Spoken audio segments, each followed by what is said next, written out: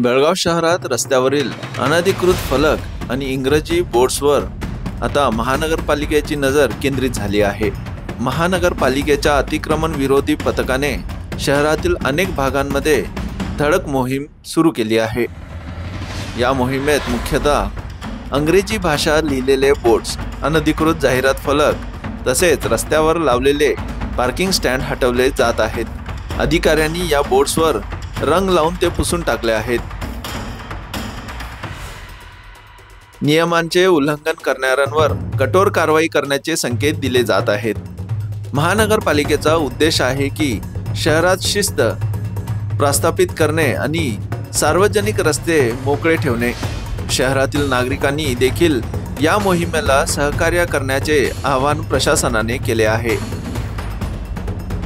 ही मोहीम फक्त आजपुरती नाही, महानगरपालिकेने स्पष्ट केलं आहे की रस्त्यांवरील अतिक्रमण आणि अनधिकृत फलकांविरोधाची ही मोहीम पुढेही सुरूच राहणार आहे।